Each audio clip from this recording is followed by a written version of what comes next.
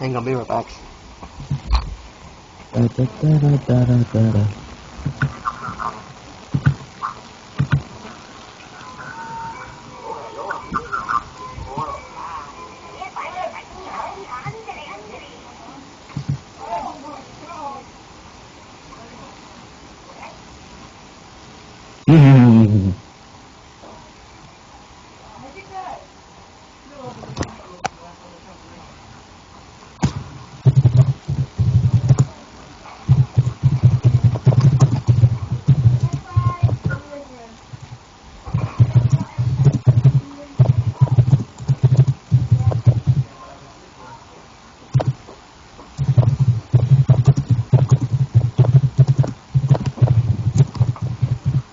Andy, Yep. you can start the show if you want, because we're streaming now. I'll be right back. Oh god, okay. Oh, let's try ranting about this shit.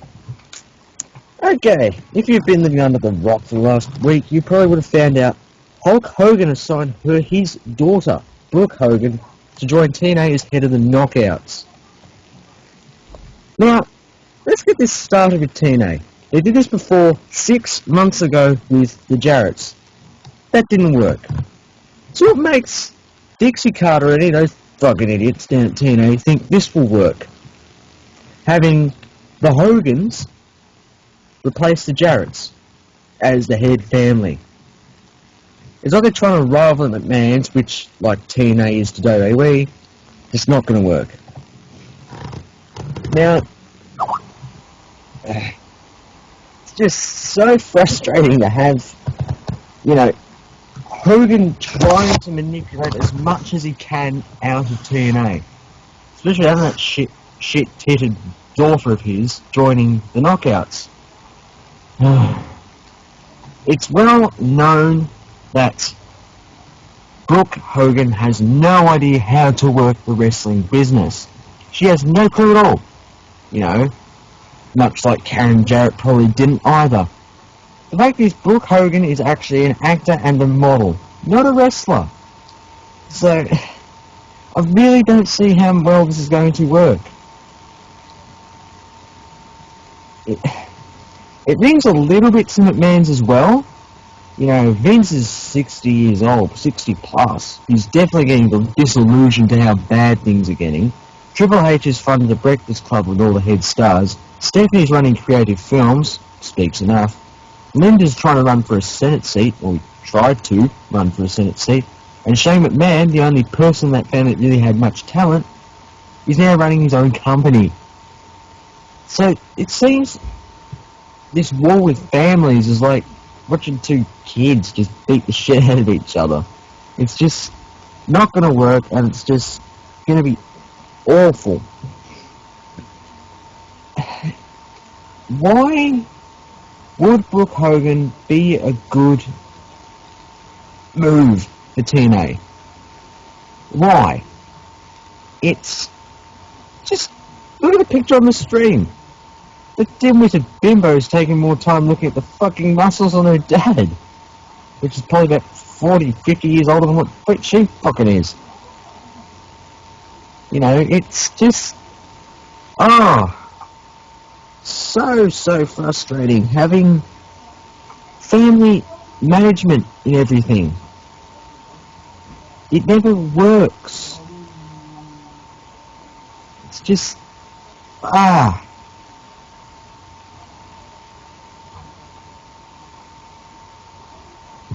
trying to get Double R's view on this.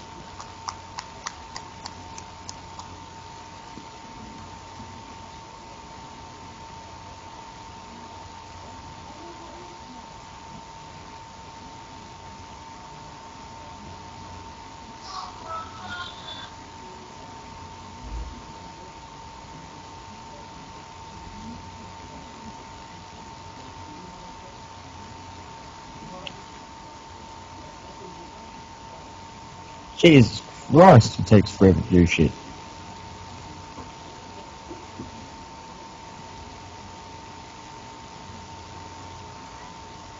Alright.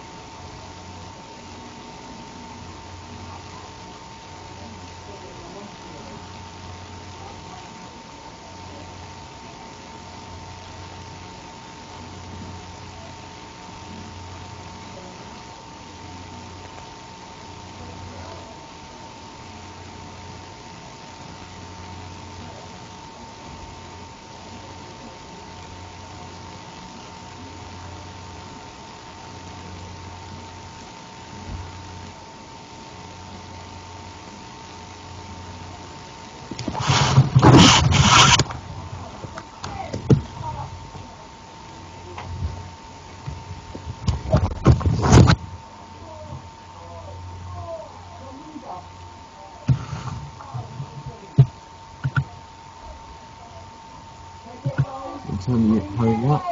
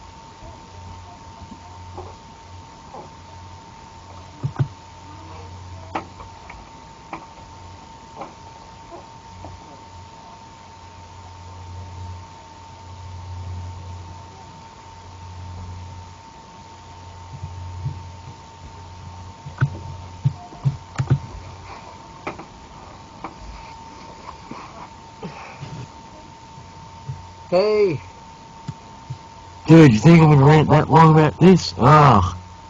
what did you talk about? Huh? Random bullshit and how it's not gonna work. uh, This definitely isn't a rant thing, it's definitely more of a discussion. okay. Now, I want to start this. I want to start my side of this on Hogan and his daughter, bringing his daughter Brooke into TNA, which I think is Bimbo. a bad idea. Reason being, Brooke Hogan doesn't know anything about wrestling. The only thing she knows is that her father was a wrestler in the 80s, and She thinks her father's the Ultimate Warrior. the Ultimate War. I don't care what anyone says. The Ultimate Warrior is 100 times better than the Hulk Hogan, and he proved that. This is the thing. Brooke Hogan is not a wrestler anyway. She's an actor and a model. Exactly. What would she fucking know about wrestling? And apparently she's supposed to shake up the Knockouts division. How is she gonna do that? Like brag about clothes and shopping and she's gonna walk in, oh my god, my father was the WWE champion. Oh my god. Bitch, please, Here's the thing.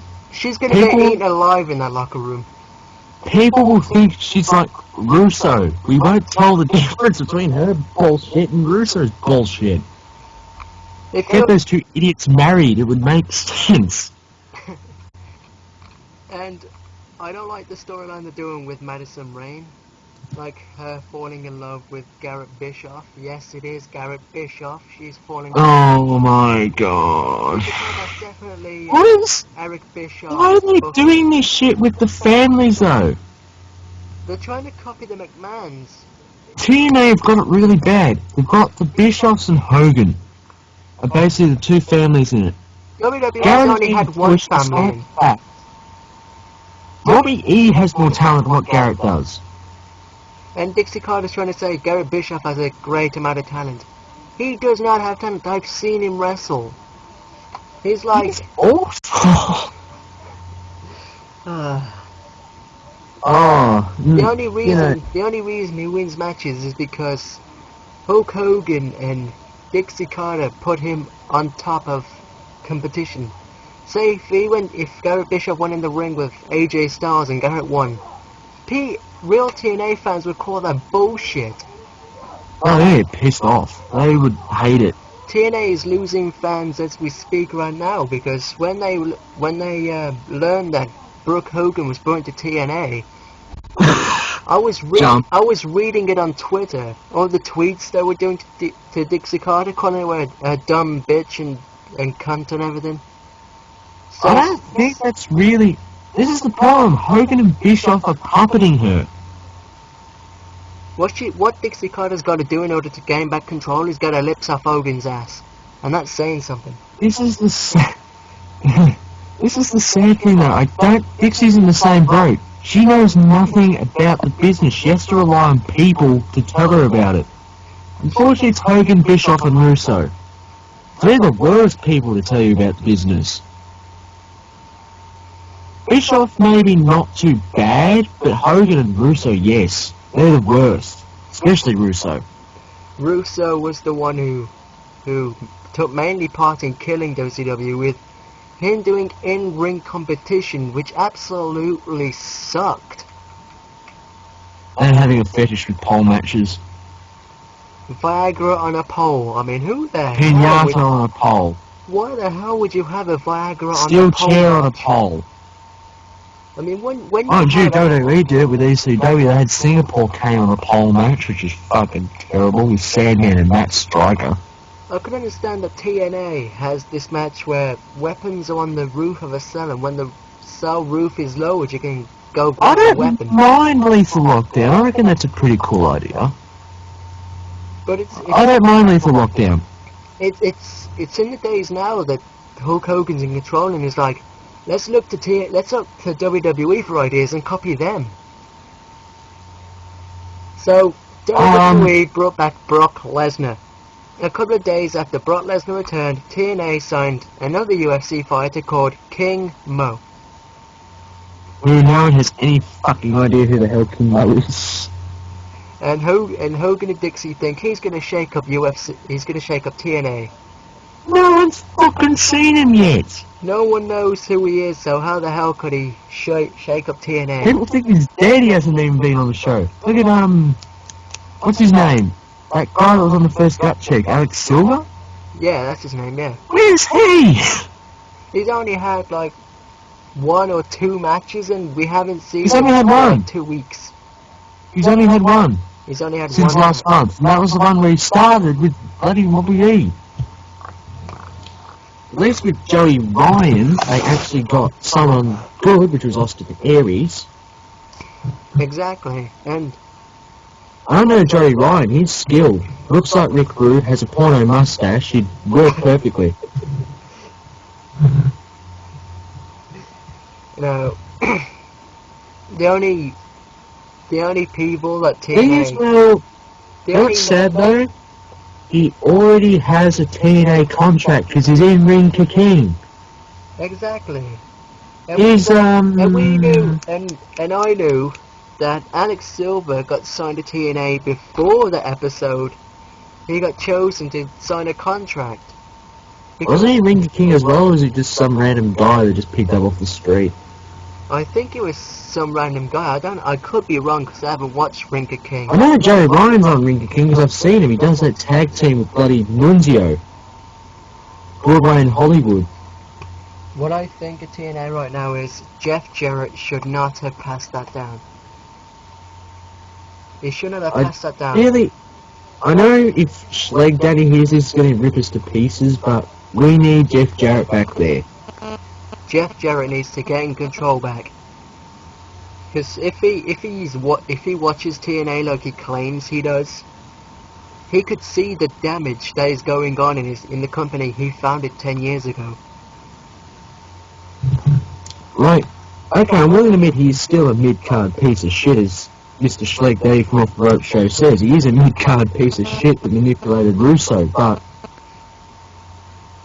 he knew how to start and run a business from the beginning before Russo got there, and then it just sort of went a bit. But like, when did it started getting really bad? Like, as soon as they went to TV.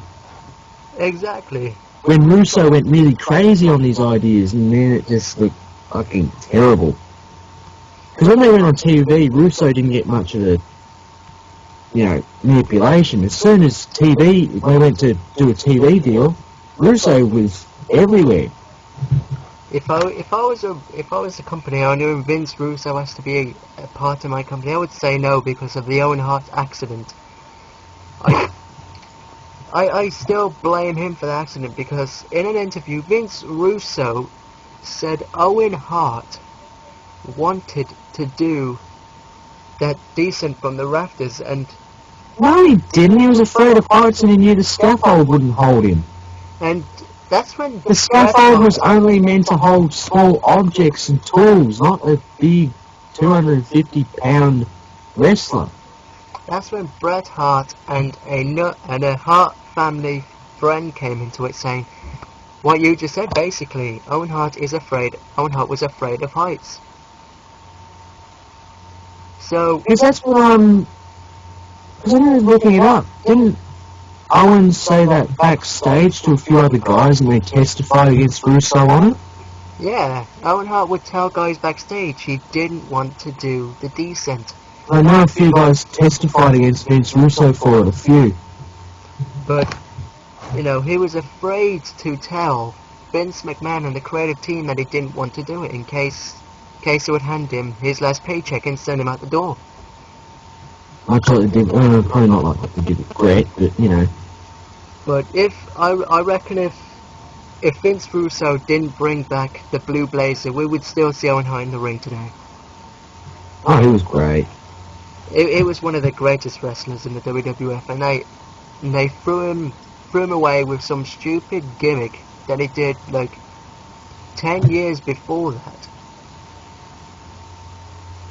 They sent him out, put a mask on him, saying, "Go on, go make a mockery of your career. Go make a career out of a downfall." And it was all because Vince Russo was jealous of all the publicity and how popular Owen Hart was. The only mistake I could there are a few mistakes. The firstly is accidentally botching the pile driver and breaking Austin's neck. But the thing and then he uttered these words of wisdom. The thing about that is if you're Owen Hart and you're gonna do your finishing move, if you're gonna do the finishing move on somebody, you gotta count on them to prepare to hit the mat. Isn't he the one that uttered these words? Yeah. And that's why I kicked your leg out of your leg. Yes, he was. Yes, he did screw up his promos a fair few times, but he was a great competitor. He probably wouldn't survive today, where charisma's pretty big, and wrestling isn't seen as too good. What the hell are you doing?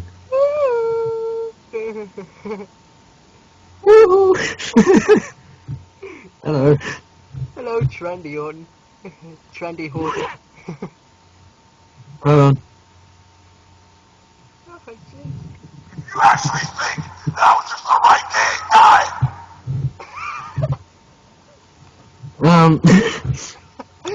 I reckon, okay, so we'll recap this? Yep. Okay, point. Number one.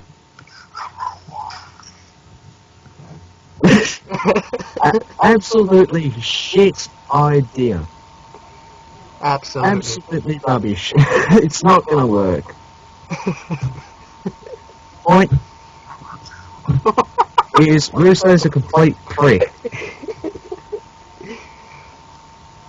Oh god. And point, his own heart was a great wrestler that was gone too soon.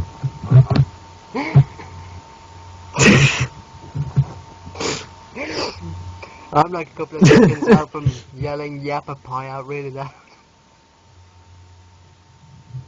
Yappa pie!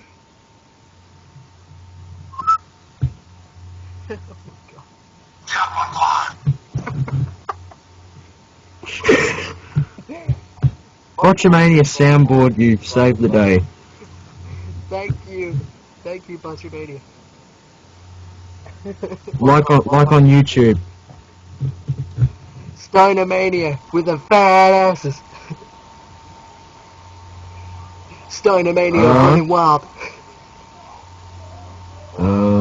Where is it? There we go.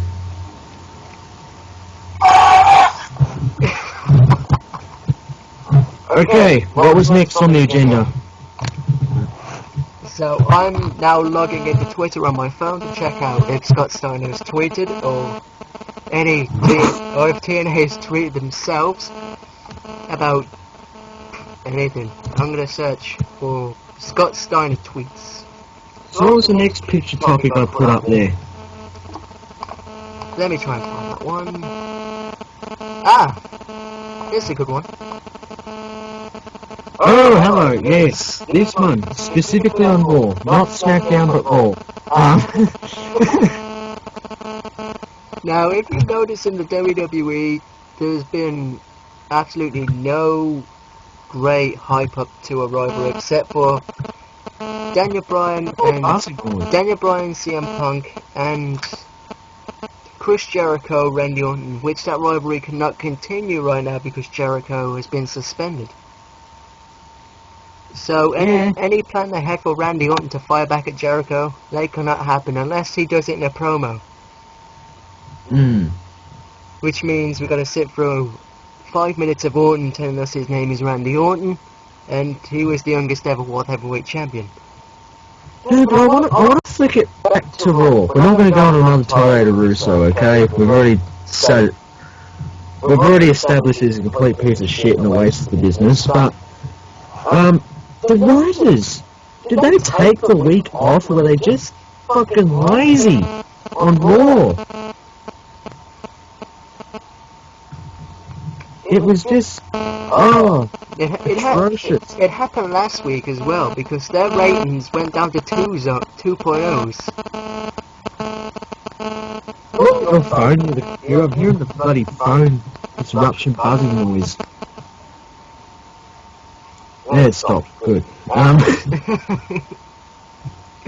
No, but the writers are just, it was so bad because, especially for Over the Limit, that ending was just so predictable. Everyone knew it was going to fucking happen. Did they try and change it? No. They just kept it. They were hoping everyone was going to be surprised. Everyone guessed it was going to be the Big Show. When Big Show was fired, everyone knew something was going to happen at Over the Limit because people knew. And now we're getting tortured with another Show and Cena match. Oh. I've had enough of watching those two fight. Oh. How many matches have those two had? I do want Batista back. That's one person we want back. With it being Over the Limit, I would have thought they would have brought Batista back as maybe a surprise, but no. They decided to be too ridiculous, fucking lazy. If I were WWE right now, I would bring back someone who can hype the crowd up, who can get the crowd excited every time they enter the arena. I would bring back Goldberg to feud with Ryback. And not just any one-on-one match. They can't on Raw because Ryback's a SmackDown guy. Yeah, they could use Super Show, but they haven't really worked on that lately. I don't get it. How the killed the brand expansion, so there's going to be no more WWE drafts. Which means... There's one coming. I know there's one coming very soon. Yeah. Normally there should be one happening around mid-year.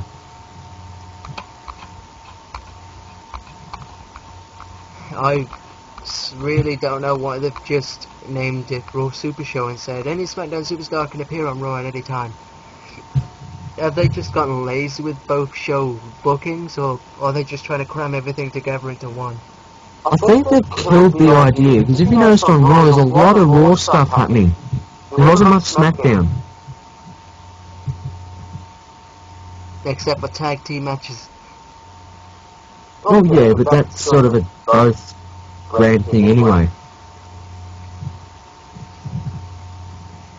And Like the tag team, that's a multi-brand thing, much like the Divas are. No one gives a shit about Divas. But, to the people, you know, to the people who thought that John Cena was going to beat John Laurinaitis at Over the Limit, do you really think WWE are willing to let go one of their best heel general managers since Eric yes, Bischoff? I know.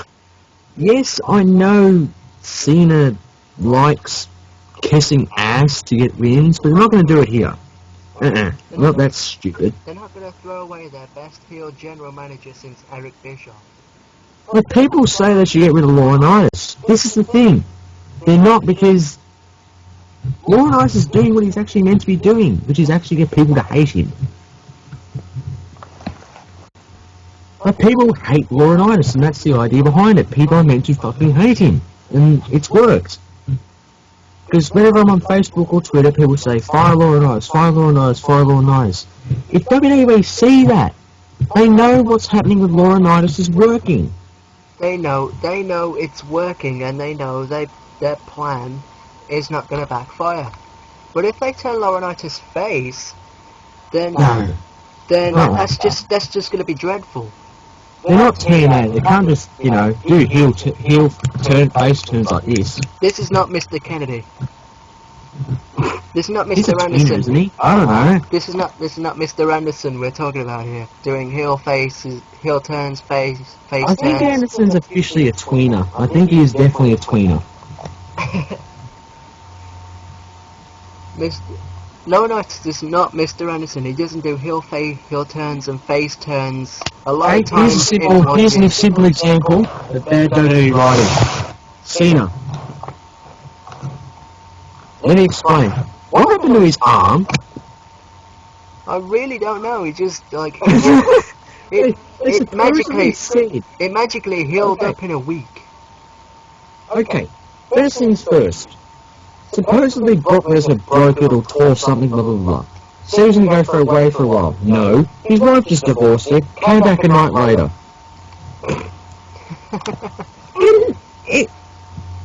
Over the limit, it acts like nothing happened to it at all. And then you got Brock Lesnar break Triple H's arm, and Triple H is actually selling that injury. Yeah, because wasn't it the USC event with Bieber and all that, and he was actually wore the arm cast on it? Yeah, Just in case it leaked, which it did. yeah. See, I don't like Triple H how he does a kiss ass thing and blah blah blah. He's not a fucking idiot when it comes to the business. He actually knows the business. He knows kayfabe. And when people saw Cena with no brace on his arm or anything, people automatically thought, oh, the Kimura must not hurt. Oh, if you'd seen the Kimura armbar actually work, it will fucking hurt if it's done properly. It will break your arm. Well, it's just... Cena always wants to make himself seem strong all the fucking time, because he's a jerk. Oh no, my arm's broken. Super Cena, initiate. Yes, he does. Granted, he does have a passion for the business. I grant that. He's passionate about WWE. But if you're gonna firstly, have an injury storyline where you had to go away for a while, just go away for a while. The company's gonna last with CM Punk and Brock Lesnar and Daniel Bryan running the Orton. company. And Orton and Del Rio as well. It's not like CM Punk's gonna sit in the middle of the ring saying, "We need you, Cena. We need you back, Cena." CM Punk's gonna be bloody doing a dance of joy because Cena's not taking the spotlight CM Punk needs.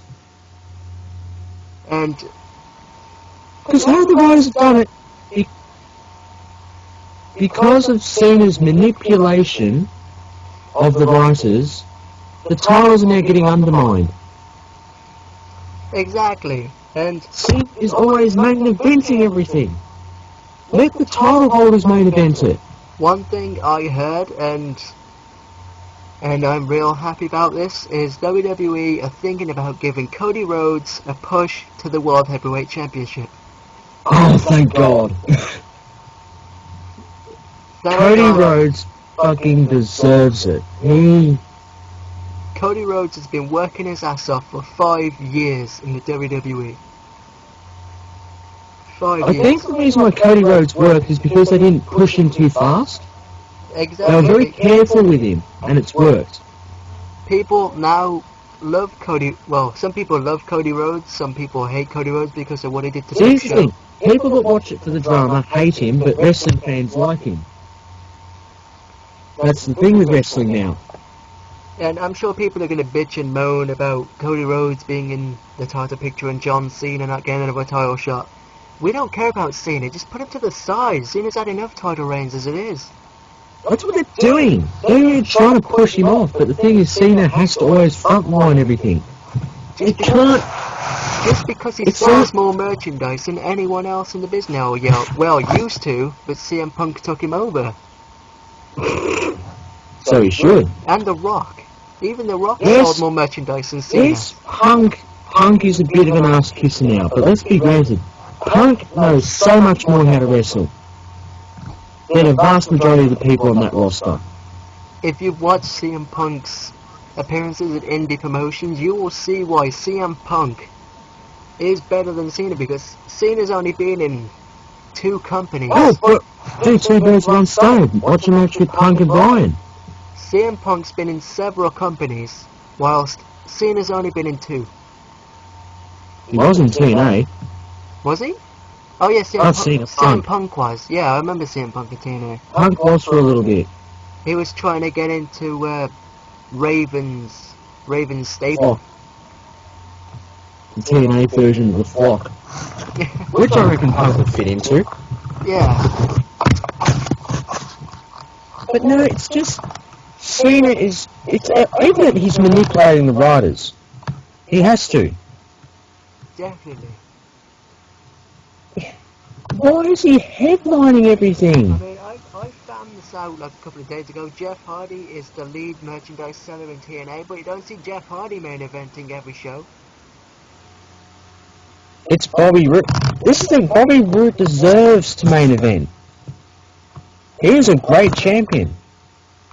Exactly, and Bobby Roode was in London yesterday, and he delivered a great promo to the English fans. You know, and He talked about Sting returning to TNA next week. He talked about James I Storm. do want to bring that up too. Sting's return. I do want to bring that up. If you haven't watched Bobby Roode's promo in London, it's on YouTube. Impact Wrestling have uploaded it. If WWE are having trouble getting a good heel champion, look at what TNA have done with Bobby Roode. It is one of the few things TNA have done actually right. Exactly. Bobby Roode is a fantastic heel champion. He's like the Triple H of TNA, but better. They're basically clones, really. Look at Bobby Roode's moveset. He had the double A Spinebuster as a signature, for goodness sake. I think that's what TNA built him as, is their version of Triple H. So, you know. And the other thing I don't like about TNA is the intro, which makes TNA look like Glee. Previously on TNA. What is That's why this? because Russo wrote it. Previously on TNA. What is this? A Scrubs episode? Maybe Friends? I don't know. Well, they're recapping, but they're doing what they're meant to do, which is recap the week, but could they at least try and do it the way Raw does?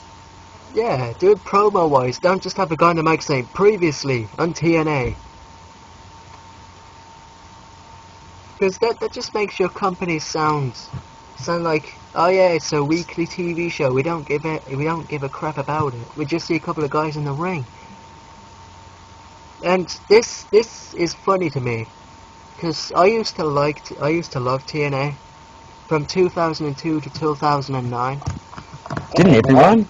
I probably stopped watching it. Probably 2002 to 2006. But the moment Hulk Hogan came in, the matches that have been the top ratings drawers are the knockouts matches. Well, to be honest, their Diva matches were better than WWE's, gotta be honest. And now Brooks coming in, I'm afraid that the ratings for the knockouts matches are going to drop. Yeah, they will. They already are, because what's happening with Gail Kim. His stupid promos, they need... Gail Kim ain't no Beth Phoenix. They need to seriously quit this Madison Rain storyline, falling in love with Garrett Bischoff, because that's just stupid. Get Garrett Bischoff off television, full stop. Make Madison Rain a heel character again. Madison Rain was great heel. She knew how to get people to hate her, but now she's face and in love with Garrett Bischoff. Wait, Madison Rain is face now. I'm sure she is, because she doesn't do heelish things See, anymore. this is where TNA gets so confusing. They don't show you whether knockouts are face or heel, because we don't know whether Madison Rain is heel or knockout for face. everyone. Kurt Angle, for example. Kurt Angle... There was no build up, they just did it. Like this.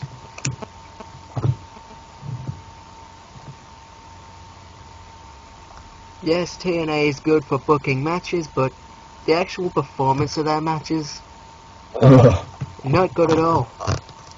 Which is why they need 6 sides. They need to hype up their matches a bit more. Not just say, oh, this match is going on tonight, keep watching, blah blah blah. You need to hype it up. You need to make people want to keep watching. Not just go, oh, okay, that match is coming up later, I might as well change the channel for a bit. One thing as well about the WWE writers as well, it's just they can't be bothered giving everyone new matchups.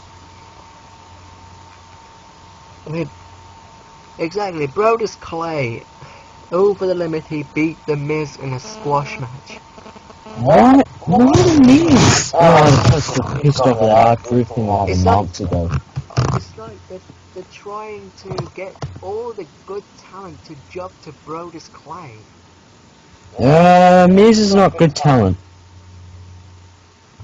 He is heel. He's better heel than face, I'll give him that. Charisma-wise, yes. Ring-wise, no. No. Definitely not good. If you're gonna have someone jump to Brodus Clay, start at the bottom and work your way to the top. Don't just go, well, let's throw a couple of mid-carders in there. You already What they should do, no way out, make a triple threat steel cage match involving Ryback, Brodus Clay, Lord Tensai. only one of them can continue their streak. Then we can just get dramatic TNA guy to do the promo for it. Previously in this rivalry, Ryback went backstage. They've been splashing jobbers like nobody's business. Ryback went backstage to find Goldberg wearing a Your Next t-shirt and ran like a pussy.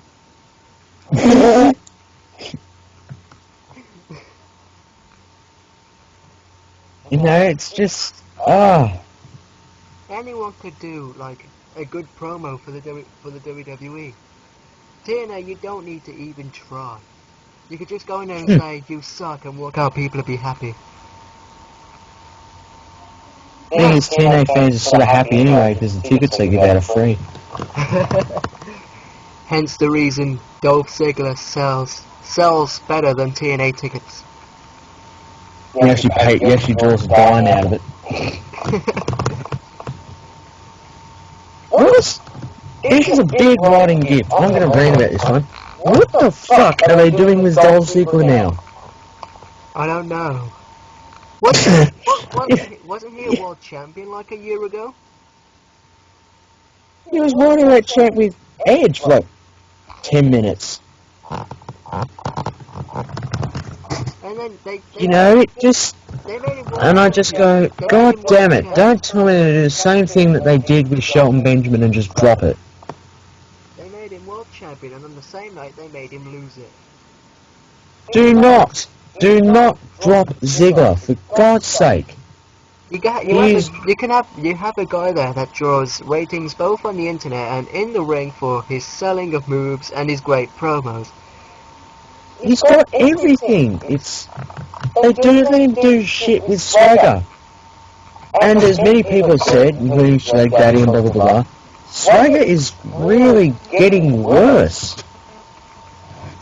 And he's getting really clunky and confused in the ring. Ziggler's basically using it as dead weight. And WWE is only making Ziggler good for one thing and one thing only. His web show WWE Download. But that's what I like about Ziggler, and what I want to see more of is Ziggler dominating his competition, because Ziggler's got potential. He's a great heel. If they turn Ziggler face, he'll only ruin his reputation. Oh, no. They cannot do that. He's going to be in the ring saying... The thing I could tell the WWE writers, if you're going to do a turn to get Ziggler away from swagger, get Ziggler and Vicky to pull off swagger, or... it's really tricky, because you sort of can't get it right if you split them all up. Vicky, Ziggler, and swagger. Because you can't have Vicky or Ziggler turn face, but I sort of don't want Vicky to be with Ziggler. If you get what I mean. Even if they do that, it'd be like a love triangle, like what they're doing to Punk and Daniel Bryan and AJ. They could do a defection, have Swagger go to Abraham Washington.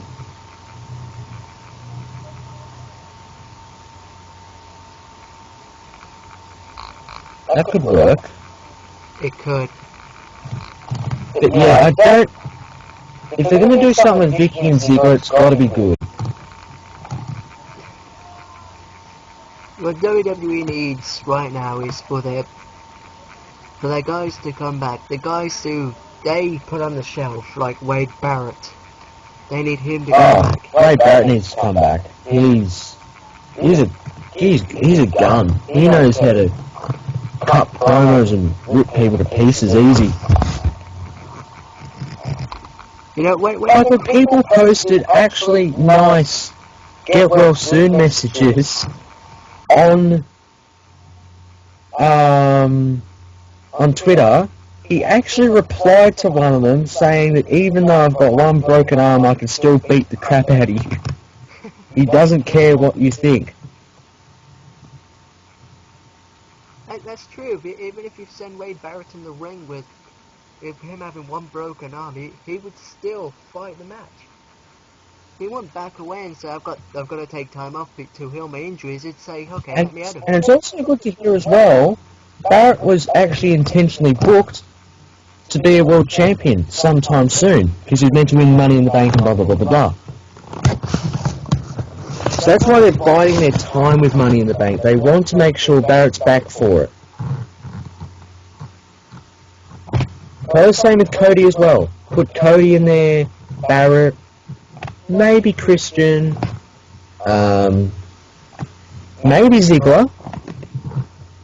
That's if they don't keep making him job. Yeah, Ziggler could work in something like that.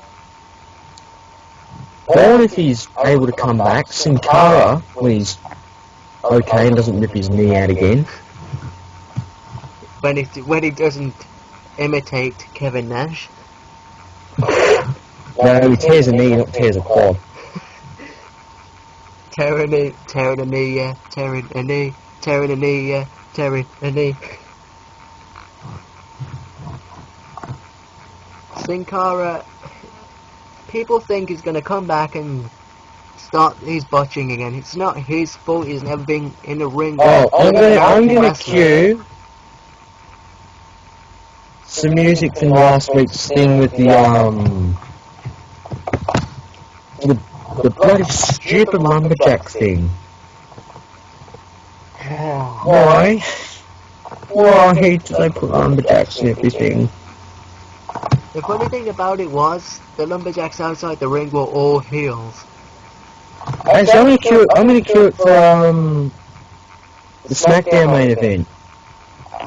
I haven't watched.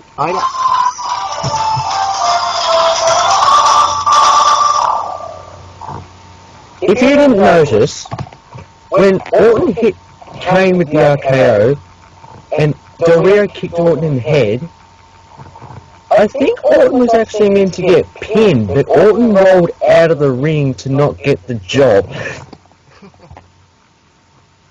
See, that's what I mean about Randy Orton and John Cena. They don't like jobbing. They would do anything in their power as the two faces of the WWE to get the win. I mean, personally, if I was in a WWE ring and I got told a job, I would take that job and just job to a competitor. At least I'm still getting paid. I feel so sorry for Kane. He's getting shrugged left, right, and fucking centre. It's not that they don't know what to do with him. I don't know what they want to do with him, That's what which I is don't what get. everyone wants. That's what I don't get. Kane's meant to be a monster. People are meant to fear him, but That's what WWE is trying to do, but they don't know how to do it by making it new. if you want people to fear Kane, look back at his debut. Look back into the The thing is, as well, to be fair on Kane, he's getting old now. I don't think he really has the health or the physical fitness anymore to do all that stuff.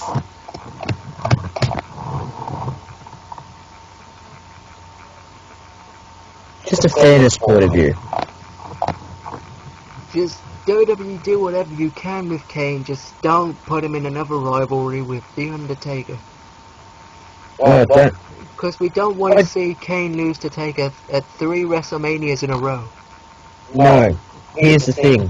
If Taker wants to quit at WrestleMania and possibly get beaten, and if Kane wants to retire at the same time, end it with... End it in a tag match.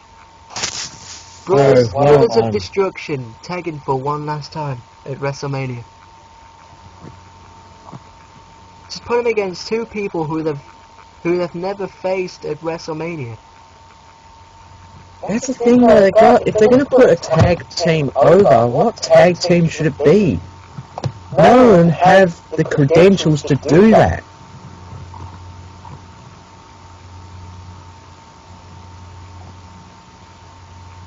Well, the only tag teams WWE's got these days is Darren Young and Titus O'Neil, which I don't think Which is okay. Yeah.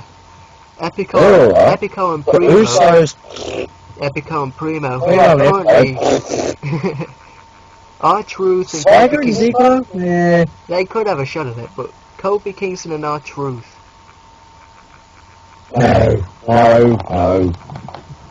Just because they're the tag team champions does not mean they can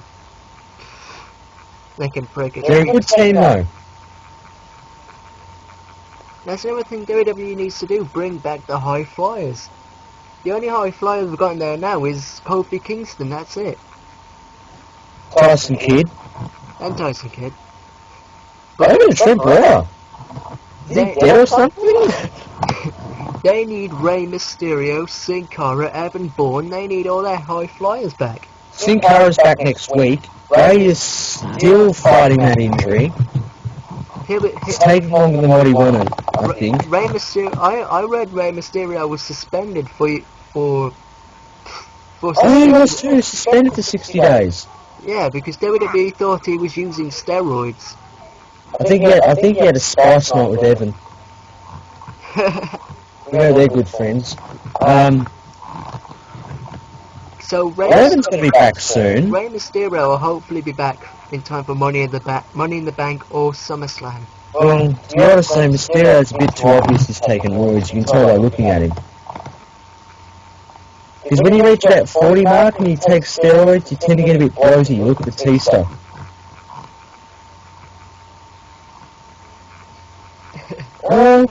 Brings to Look another and point. see. Batista making videos for YouTube. Batista, if you're gonna make videos for YouTube, make them longer than a minute.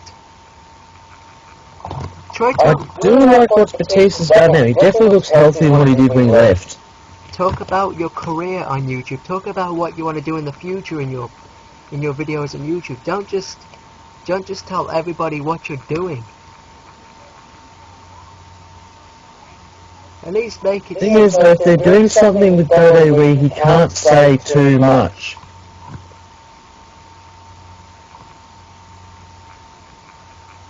Because of course I want to keep the kids excited. We know, if you're a wrestling market, you're bound to know that Batista's going to be back soon. Exactly. But they want to shh that when it's kids. They want to keep it quiet. They don't want kids to be driven off their company. So, you want to do the 3 sum-up points? Yep. Okay, ready.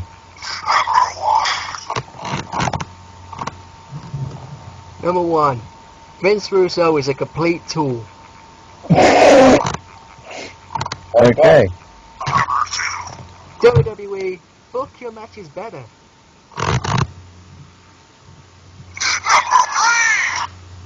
Dixie, Dixie, Dixie. Fire the fucking Hogans. This is about lazy WWE writers, we sort of keep going on to the Russo-Hogan bullshit. I think we were throwing it at the bookers, not the writers, were we? Yeah. Bookers and writers. What was next on the bitch thing? What was one of the other memes I did? Why don't we talk about WWE 13? Oh! Leaked ad! Whoops! Do you want to start talking about that game? I can't really say about the looks because they're not done yet, you can tell. They've got it done through a Nintendo Wii. But the only superstars we could find in that trailer were Chris Jericho, Mankind, Ministry Undertaker, Stone Cold Steve Austin, Sheamus, CM Punk. Did you mention Jericho? Yes, I mentioned Chris Jericho. Hopefully, Thank God, my CAW of Jericho sucks on WWE12. hopefully they have his flashy jacket in WWE 13. Oh God, yes. If they don't, I'm going to be so disappointed. They have to. They're just going to make sure they get the entrance 100% accurate, because if they do the blackout, like 2 Oh, I can also confirm as well from a couple of, well, actually start of the year, Road Dogg. Oh yeah, Road Dogg, a couple of DX members will be in there. Because WWE13 has been linked as the Attitude Era. Obviously fits with Revolution. Attitude Era So to- and the So that would Code explain Ministry, Undertaker, Austin, Mankind, obviously. Right. This is not allow Rock and Austin to be in these games because it's the Attitude Era. They sort of symbolised it, so they're fine to be in it. I'm not going to whinge about it now, but Have you See heard? that? Have you heard who else is in it? no, they're the only ones. DDP's in it. Oh, yeah, Legends contract. So is Billy Gunn. Yeah, but he was part of DX. But Was he? yeah, he was. Yeah. But DDP would be good. the person who Corey Desma said is not going to be in the game is Brock Lesnar. They don't really care. I would like to see Paul Heyman in it doing a bit of cameo appearances, and you could use him as a manager, but I don't think... Oh, do you want to see WWE's game in the future? ECW version. Absolutely. No SmackDown or Raw, just ECW. Just get Sandman, Dreamer, Taz. Oh, maybe not Taz, but Sabu. We don't want any TNA guys on there. Sad not to have Taz on it though. If you're gonna put Taz in that game, just don't make him his TNA version.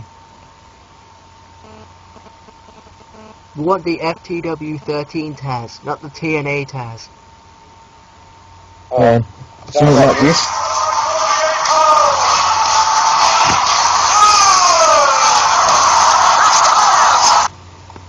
It's Taz Park. Do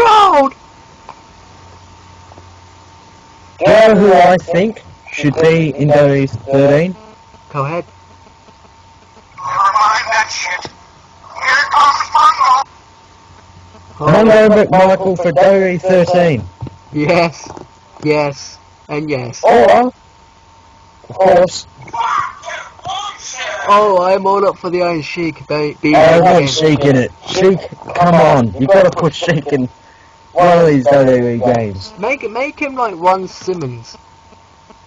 Make him like Ron Oh, Simmons. look at Ron Simmons. If you APA. lose the match in season mode, Please put APA in WWE 13 if you do it on Revolution. I don't care if you use JBL Bradshaw, I don't care. As long as Ron Simmons is in there.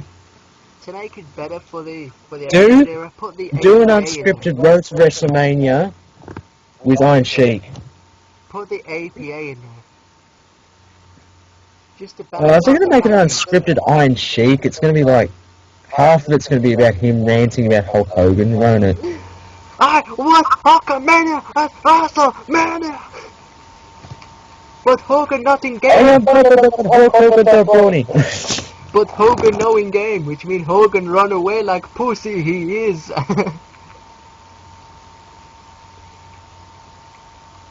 Yeah. I've seen a lot of petitions for the WWE 13. One of them, of course, was Goldberg. Another one I've seen is Lita.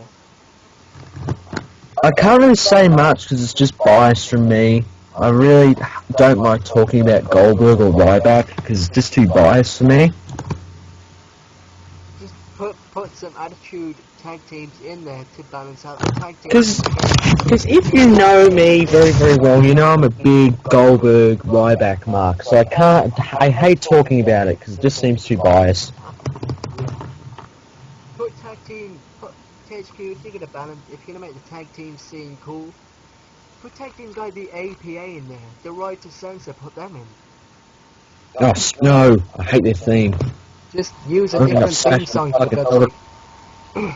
Oh, and for, if you're gonna put a, Oh, put Chuck and Billy in it. oh, absolutely. Yeah. Put the Godfather in there. Put the Godfather or whatever his name is. Godfather and Brodus Clay in a tag team. Oh yes. Pimpin' ain't easy, and funkin' ain't easy.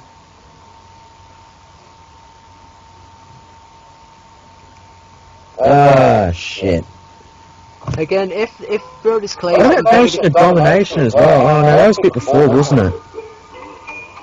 again, if you're gonna put Brodus Clay in the WWE 13 game, make sure his entrance is accurate. Don't just make him come out with no jacket or a hat on. I think that was because the Brodus Clay in WWE 12 was before the Funkasaurus shit.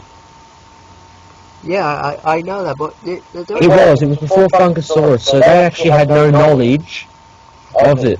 They just did a Brodus Clay, the old NXT Brodus Clay. We're gonna rip it up. We're gonna rip it up. I did that as my CAW Nick with Butcher theme.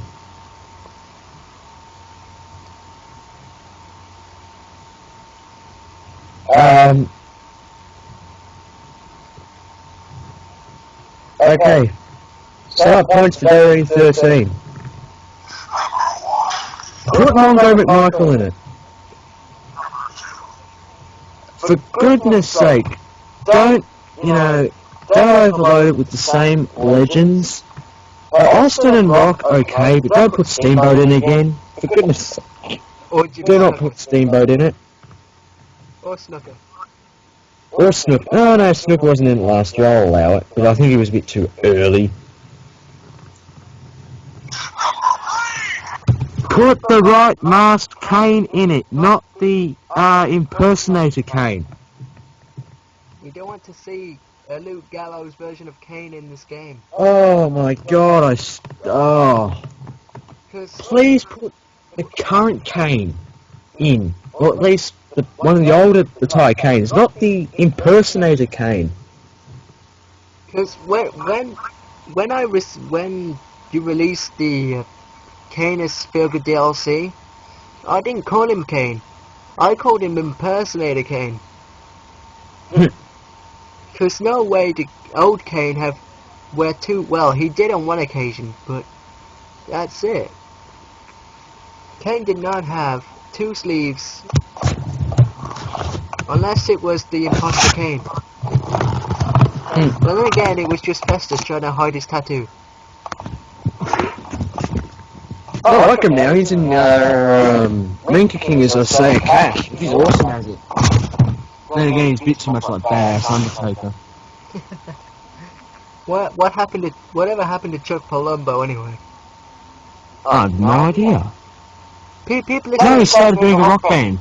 People are saying he's got his own bike shop and he likes to modify people's He motorcycles. does. He has his own bike shop and he has a metal band who unfortunately looks too much like Slash.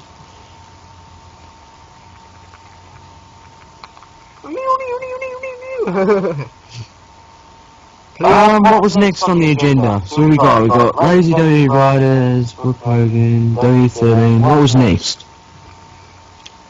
I put 4 memes up there. You gotta know the other 2. You should have saved them. Hit or shit. Oh yes, hit or shit. Alright. Basically the name is, I'm going to mention a few booking decisions by TNA and WWE, and then we've got to decide whether they're hit or shit.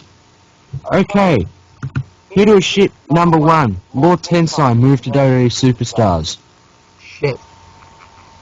I say hit. Well, it could be good for his character to develop it a little, but No one bought it. No one bought the gimmick. It was... Firstly, they made him Japanese. Everyone that knew him as Albert, A-Train. It didn't work. No one bought it. Secondly, he's just a blend of all these other Japanese or stereotype Japanese wrestlers. that's a You valid know, point. he has the claw. Have you noticed now that they've changed his name to Tensai? Like back in the day it was Prince Albert, and they just changed it to Albert An A-Train. and A-Train, but they couldn't show his name because it would just be Train. They could have called him Tokyo Train. That would just sound fucking stupid. Yeah, but let's have a look. He does the Iron Claw, which is too stereotyped. They had to make that move safe because they'd say it looked dangerous. They have him have a Japanese manager that throws salt, Zumba, and they have him have the mist, Tajiri. So he's just this morphing of different Japanese wrestlers put together. It just, And they make No. him walk out in this red suit. The Sheik. Or Sultana, whatever his name is. This is a key example of WWE writers being lazy. They can't come up with a new gimmick, they have to reuse old ones. And hope no one fucking remembers them.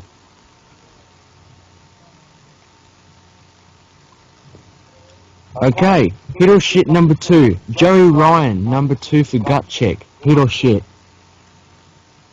I'm gonna let you decide first this time. I'm probably gonna go for hit. I'm gonna say hit too because it's about time they brought fresh talent in who is not a former WWE superstar. I've seen Joey Ryan stuff early in his career. In the Indies, he was good. I had this worry that TNA is going to ride him like a Rick Rude, which I think could actually work. Actually, think about it. They already tried doing that with Bully Ray though, didn't they? Who? TNA. Make him Rick Rude. They tried to make him like this cocky heel who always shows off his who always shows off his calves. Yeah, it's been bullied way up like Rick Rude's a bit like having Great Khali trying to interpret as Sin Cara. It just doesn't buy. It just doesn't work. Joey Ryan, he looks like Rick Rude for starters. The body hair, the porno mustache, the mullet thingy. I would actually pay to see the Great Khali in Sin Cara's gear, trying to run down the ramp. Jump on the trampoline. His feet go straight through and he goes nowhere. Hey, if Mark Henry can do it, how hard can it be for Khali? Chocolate drop. Incoming.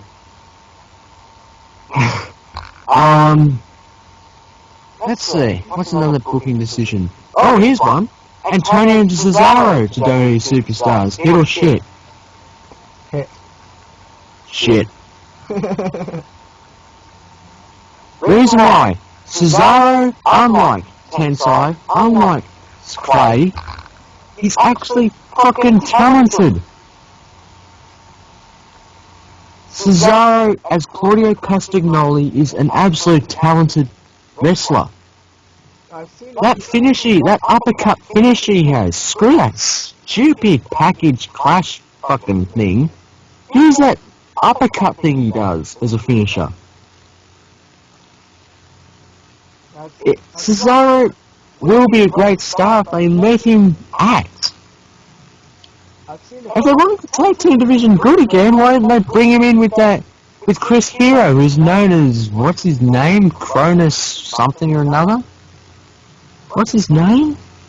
I really have no idea. I know he's in FCW as well. I know he's Chris Hero, but what's his name? Something starting with K and it's really fucking stupid and idiotic. Kizani? Oh god, I can remember. Oh, his Arnie. What's his? Oh, that kid. Who was he really? I know he had a different name. He looked a bit like Shannon Moore. No, but Shannon Moore was already in WWE at the time. Shannon Moore versus Shannon Moore's clone. What a carnival version.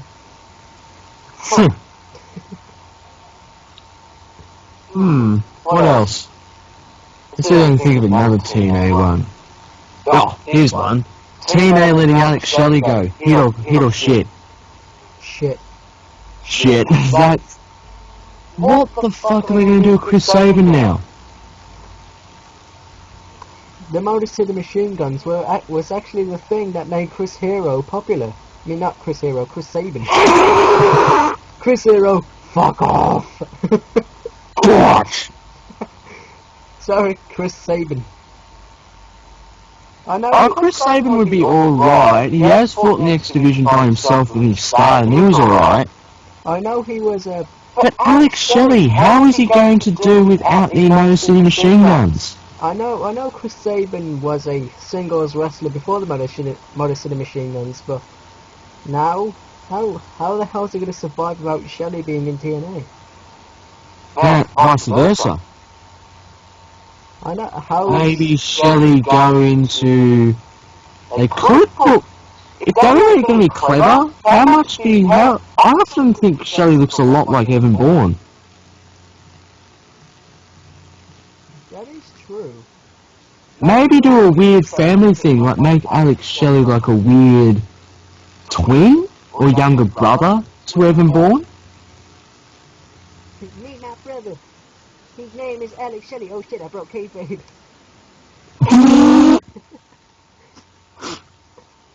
Oops, I hit the spice again. Oops, I'm getting suspended. Stuff got too spicy. I'm getting suspended again. Time to give the steroids away. That would be good because Alex Shelley can work tag teams very well. The tag team division WWE would work with it. And Evan Bourne's got something to do. Except sit at home. Because he's been suspended. Hmm. What? I don't smoke weed. I just like flying high, not getting high.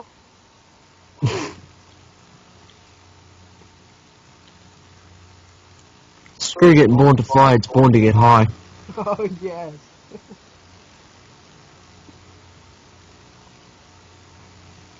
If Evan Bourne... He should get 50 foot 50-foot Blake for new Evolution Leagues thing.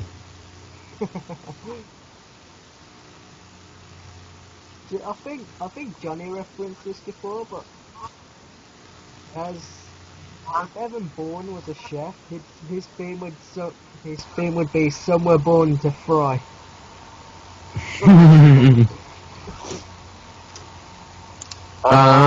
Let's see. Here we go. Hero shit. Big Show Cena match. Shit. Shit. I don't really want to go on about it because it's too obvious.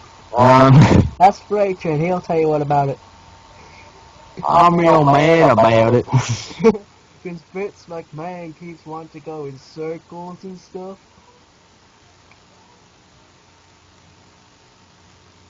The only good thing about it is Cena might go through a spotlight again. Cena's gonna be made of Ain't No Way Out when it should be Daniel Bryan and CM Punk. Unfortunately, if that happens, Cena's gonna be real mad about it. TNA, hit or shit, bring Sting back. I'd say hit. It could be good for the business, seeing Sting back. But then it's gonna drop downhill when Brooke Hogan comes in.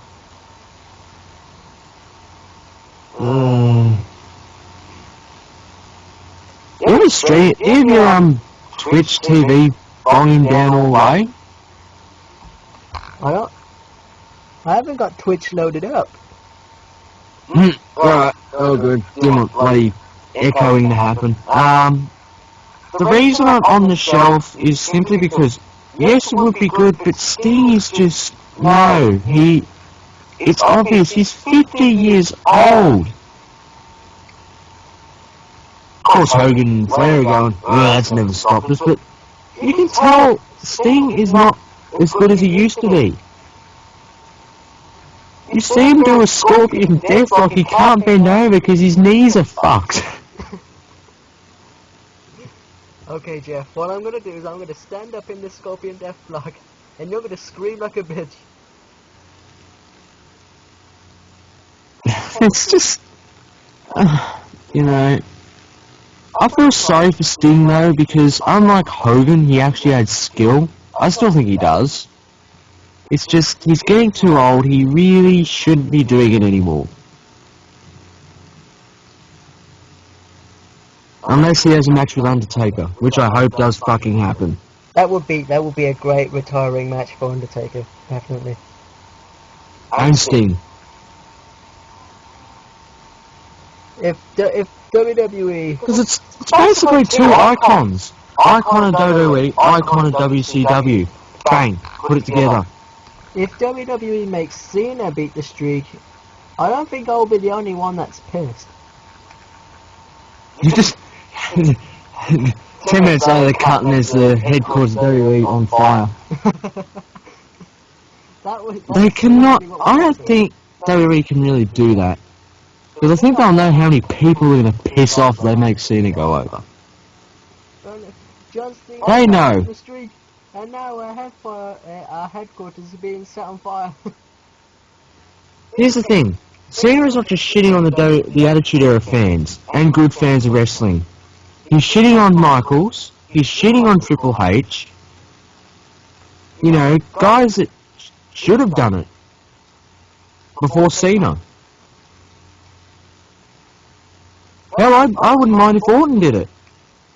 I'm actually pissed that Edge has had to retire with Cena winning more world titles than he has.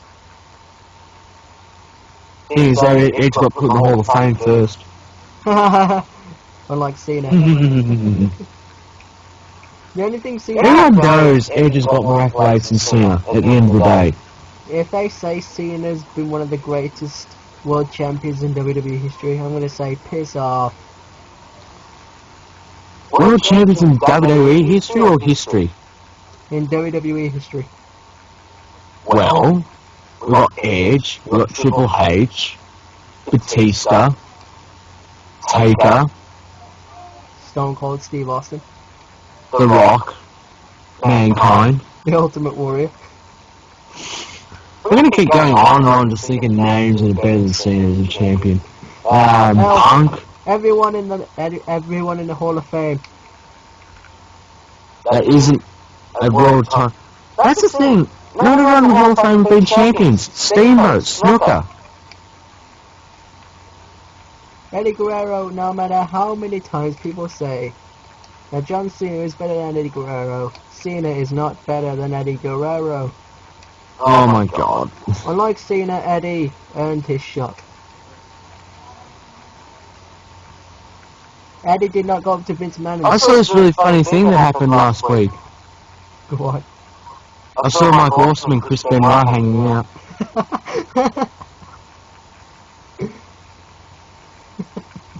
They like to hang out together a lot. Hashtag bad taste. Oh my god. I saw Chris Benoit and Clifford the Big Red Dog hanging out.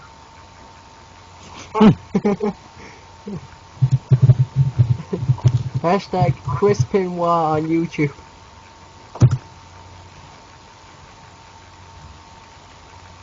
Alright, with Wolf. what's the next topic? Because it's actually 2:15 in the morning over here.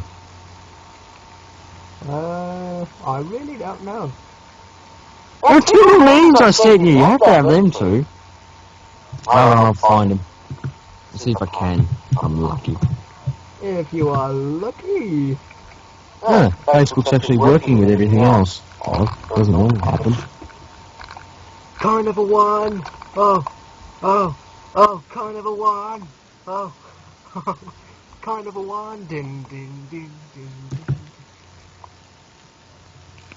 Oh, here's one. Alright, I got it. Let's see. The third one was Cena being main evented despite not having a title match. Look on the stream. There we go. Yes. Okay, I think we've mentioned this a few times, but why are they having a main event despite not being in a title match? WWE in the past used to have only title matches in main events. Now they're having number one-on-one matches as main events. That's stupid. They're making the titles less valuable as they go along. I feel sorry for Punk and Sheamus. They get undermined by Cena.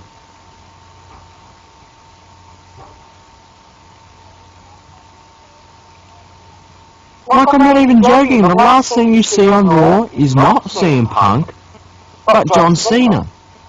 Yes, yes, Cena's come yes, on. the face of the company, but you don't need to rub our faces. You don't need to rub him in our faces that much. No, he smells bad. It's just... He has smelly feet. If you don't believe me, ask Cena's ex-wife, Liz. Yeah, it's just... Nah, she felt lied to when he said he was going to go on vacation and hang out with the kids. No, it's just... Why is he getting jammed down our necks? Why? It's just... Is it either... The Breakfast Club is either in session or Cena's just getting too greedy.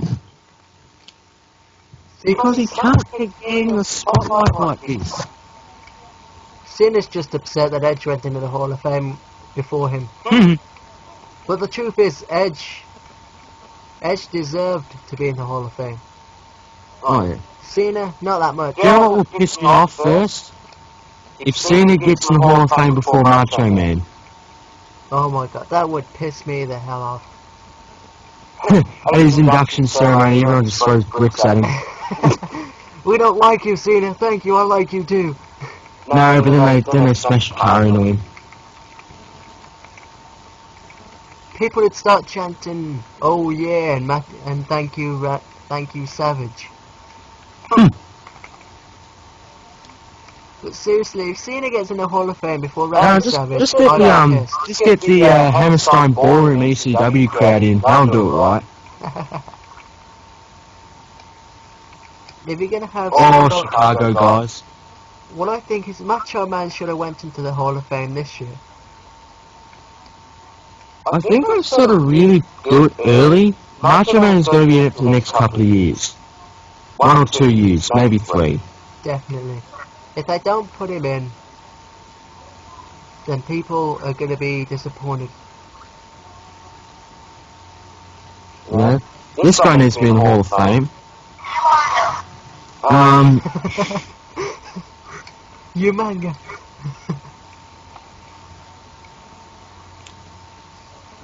But, you know, Umagadus is the greatest, as one of the greatest Intercontinental champions in the WWE. and the person who is one of the most dominant superstars in history. Yeah, it's just... Why... Hashtag RIP Umaga. This is what I don't get. Like, this is where I start to appreciate Orton, because he can actually take a step back, away from being in the spotlight. He's willing to do that. What I've noticed about Cena never is. What I've noticed about Randy Orton is he started doing his crossbodies again now. He started doing the crossbodies, like what he did in the past. What is that? He did one at Over the Limit. Yeah. No, but look, have an example, WrestleMania. Absolutely. What has he done the past 1, 2, 3 WrestleManias? He was in the opening match for...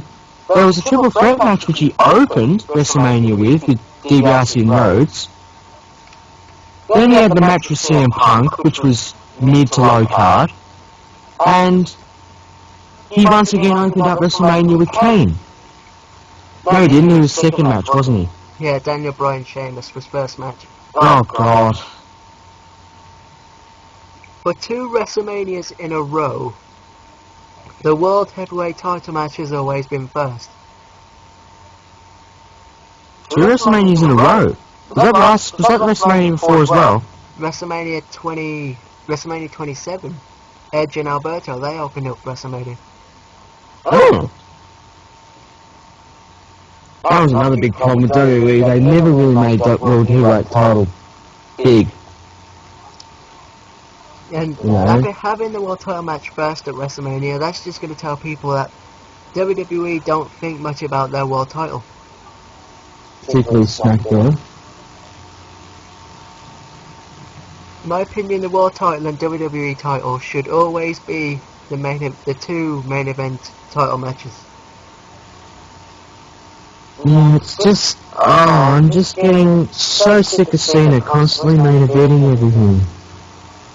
Yeah, he's a big draw to the kids and the women, but you got to think about the male viewers. They don't want to see Cena in every main event. They actually want to watch wrestlers like Bryan, Punk, Ziggler, Del Rio, guys who can actually fucking wrestle. Like me, I've been watching since 1999, and in my time there was the Attitude Era with Stone Cold feuding with Vince McMahon and The Rock and the Corporation. Well, if you want to watch good wrestling back then, you should have just flicked on the ECW. I watched a bit of ECW and WCW in those times as well, and those 3 were... Oh, not in 2000, 2001. Especially not WCW. Those 3 companies were the 3 companies to watch at that time. But Vince had to feed his ego, and I'm not blaming this entirely on Vince McMahon. because people are saying Paul Heyman didn't have the budget to keep ECW going. So, He was good with wrestling, but he wasn't good with business management. so basically what Vince did is he helped Paul Heyman out and says, listen, why don't you give me your company and I will make all your troubles like disappear and everything, and you can come work for me. And so, Well, he whizzed on ECW's thing. And we can't really say that he killed ECW because some of the ECW wrestlers actually went to WWE. Like WCW as well, before ECW went broke. And WCW, yeah. Who went to WCW? We had... Because who went to WWE? The more important ones went to WWE, actually. Rob Van Dam. Which was Dreamer, Dam, Rob Van Dam, Dudley Boys. Taz. Stevie Ray. You know. He went to Who did WCW get? They got Mike Awesome. Mike Awesome was good. I loved Mike Awesome. But he was restricted to what he can do. And they never knew what the fuck they were going to do with him. Because Russo wrote it. Chuck Palumbo, he went to the WWE. Yeah, he's a WCW. With Sean O'Hare, with New Blood.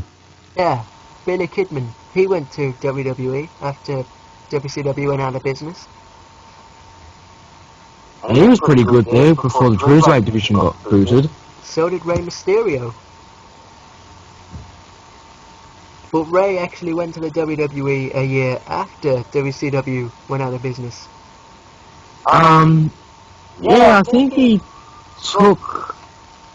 No, because what happened, WCW... All of WCW's contracts went to WWE. Rey Mysterio was smart and decided not to renew his and get a different one for the year after. And it paid off.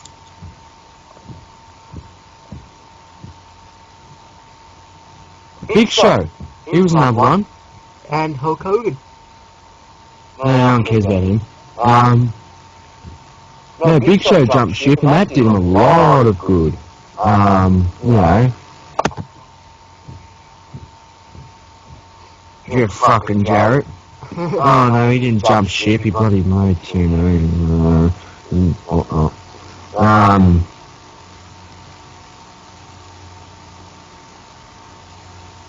I was going to say Chris Benoit and Eddie Guerrero, but I remembered they jumped ship at 2000, at the 2000 year. They jumped with Malenko and Saturn. Yep.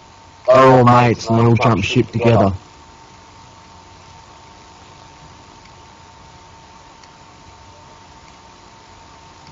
Chavo stayed till the very end. So did Kidman. So did Mysterio. Stone Cold Steve Austin jumped to WCW and then back to WWF.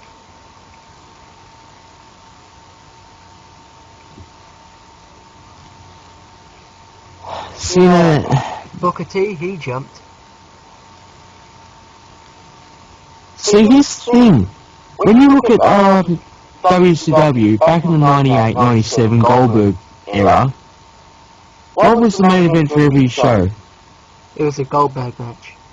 A title match. Yep.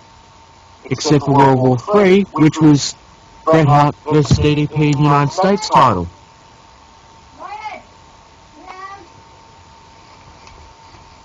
I'll be right back.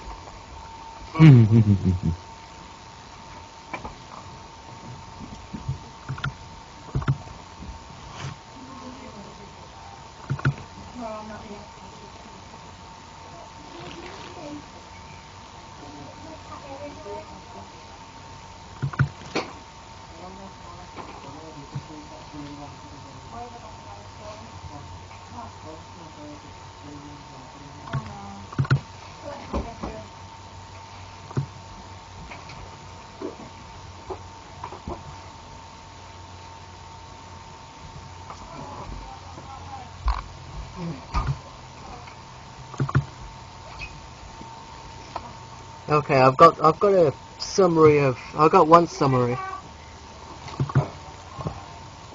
Do we need Hogan on this? You could put Hogan on it. Done. And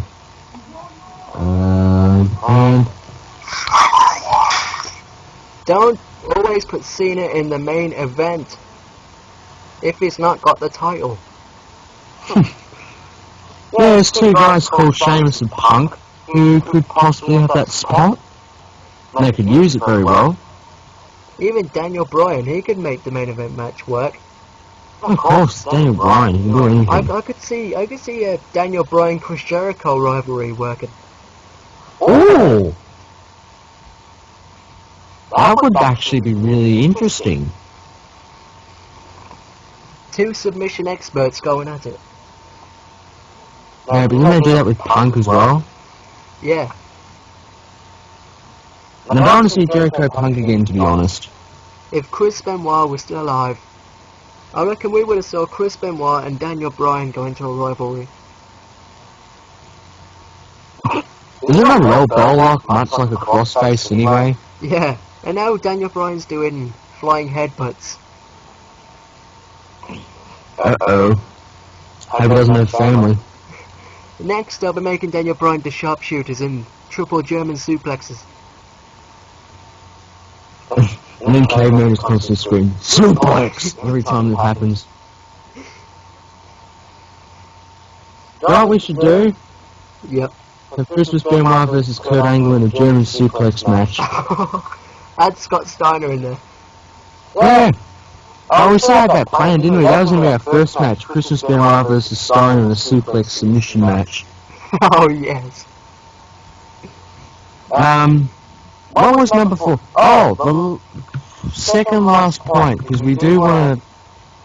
I did want to push into something else. The other one was the one with JR and Mr. Laurinaitis on it. You've got that one? Oh, yeah, I remember that one. There it is. Found it straight away.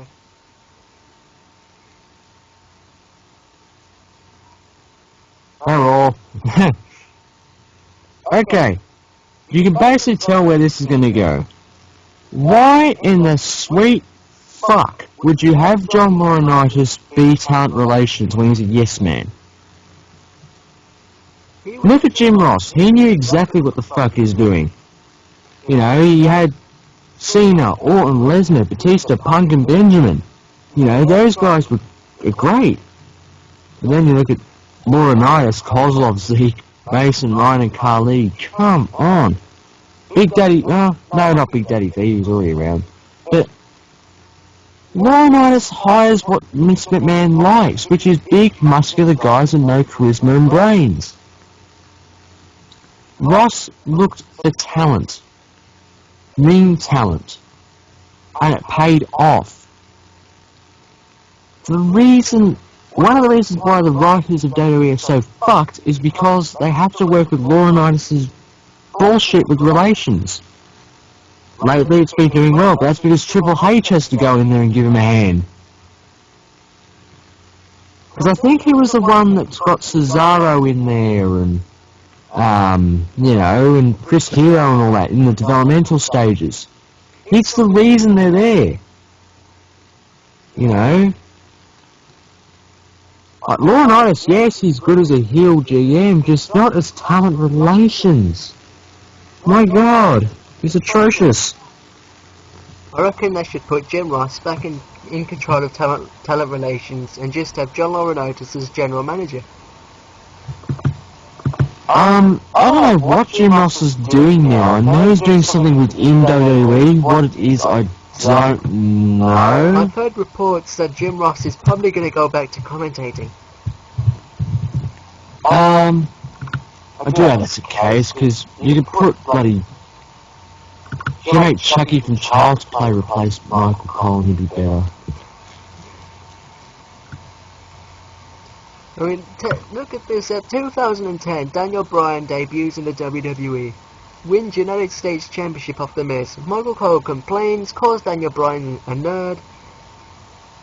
2011, Daniel Bryan gets near the World Heavyweight Championship. Michael Cole surprisingly changed sides and supports Daniel Bryan.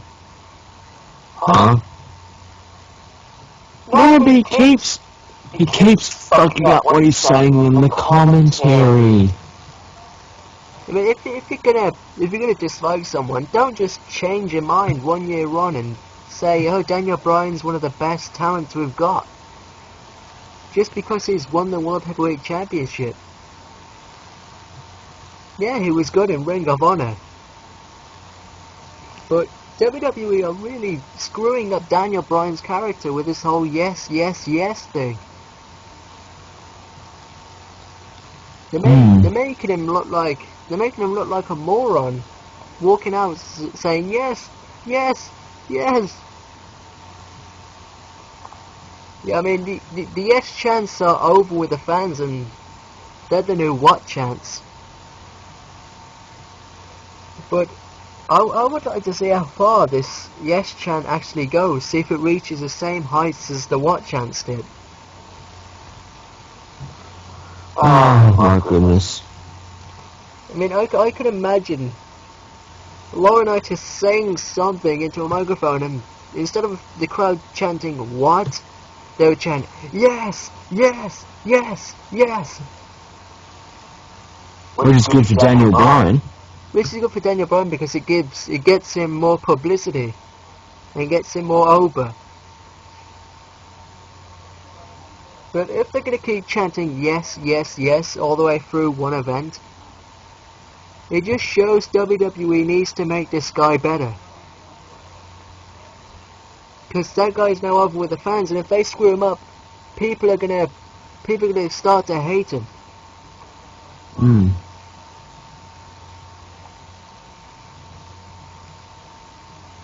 Well, I'm looking through what they've got in developmental at the moment. See what they've got working. They've got a guy by the name of Aiden English. Stupid fucking name. Two Rotundos, which one you may know as Husky Harris and Bo Rotundo. Byron Saxton, CJ Parker, Conor O'Brien, who you may remember as being Kozlov and stuff. Corey Graves, Dante Dash, who seems like a fucking idiot. You know, because who we got in there? There we go, Cassius Ono. That's Chris Hero. You know, Ricky Steamboat's son. You know, they've got all these kids coming up that could potentially mean something. Chris Hero, Steamboat's, you know, son, etc. Another thing I want to point out is that I think WWE are starting to feel a bit jealous of the world's greatest tag team in Ring of Honor now, because the world's greatest tag team, Charlie Haas and Shelton Benjamin, are actually doing better in the Ring of Honor than they did in the WWE. That's because Ring of Honor doesn't have. Ring of Honor knows they're great talent, and they just won't have them job. Well, let's have a look. Then there's other guys in FCW. Xavier Woods, aka Consequences Creed, aka Vomit Hurricane Runner. You know, and Dean Ambrose, John Moxley. You know, got these guys just coming through. Dean Ambrose is definitely coming in soon.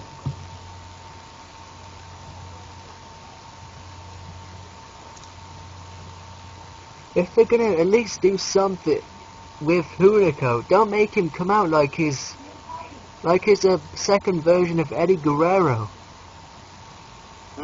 Make him come out in his mask like he did in FCW. At least give WWE one more luchador, because the only two luchadors WWE have got is Sin Cara and Rey Mysterio. That's it. Just put Hunico back into his FCW mask and attire, instead of making him this Eddie Guerrero version 2. Even though he looks more like Chavo. I'm looking in the employees for writing and backstage. Creative consultant is Pat Patterson. That's pretty cool, you know. Then look who we got as producers and trainers. Arn Anderson, Bill DeMott, Billy Kidman, Blackjack Lanza, Brooklyn Brawler, Harvey Whippleman, IRS, Jamie Noble, P.S. Hayes, Road Dogg, and Dean Malenko. That is a great thing to have backstage helping you out. Yeah, definitely. I'm gonna get TNA's open. Let's see what pieces of shit they're not working for their fucking company. They probably got D'Lo Brown and Al Snow working for trainers in TNA.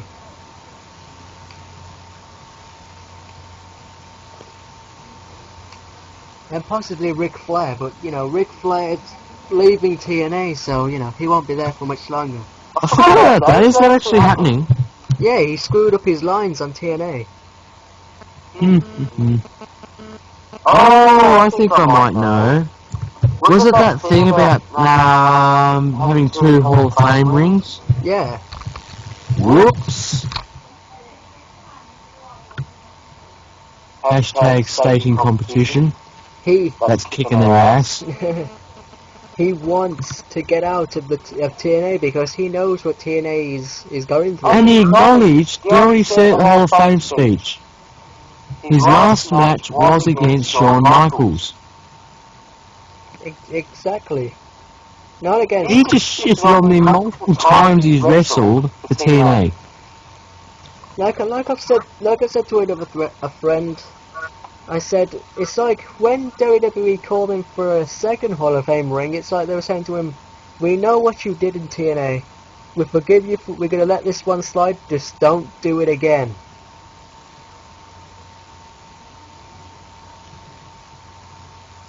It's like they gave him a second chance in the Hall of Fame.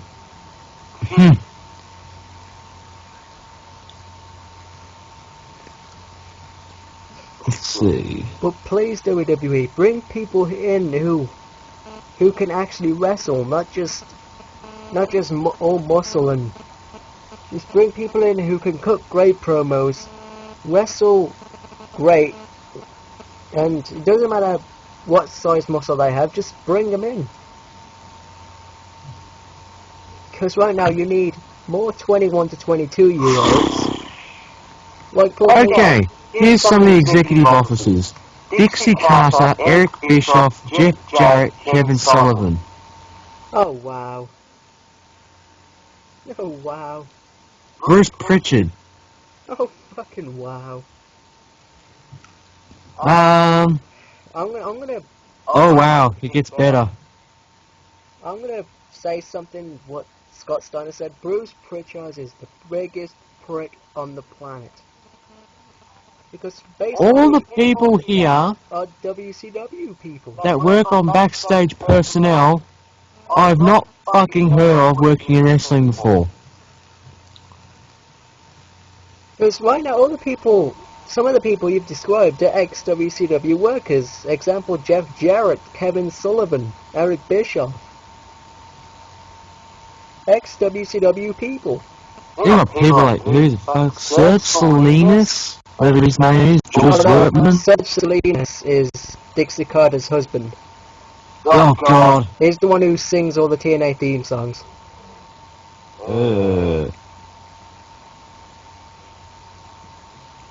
He originally sung Bobby Roode's off the Kane theme, but they went with the instrumental instead. Thank god. Dean Broadhead and Chris Sabol and Andy Barson, who the fuck are they? Sounds like teenagers grab people off the street like, I see, you coming here right now. This is the thing! People that work for WWE, people know the fuck they are! It's just... The people who work for WWE know the ropes. Half the people I've seen working for them backstage, I've no fucking clue who they are. The only two people I've seen who I recognise, like who do run-ins when matches get too out of hand, is D'Lo Brown and fucking Al Snow. Yeah, they mentioned here, they're road agents. A guy by the name of Pat Kenny. I know I've heard of him before. Now, if you were D'Lo Brown or Al Snow, would you? Oh, that's cool. Would They you? got Simon Diamond Oh, that's awesome. as their colour commentator for Explosion.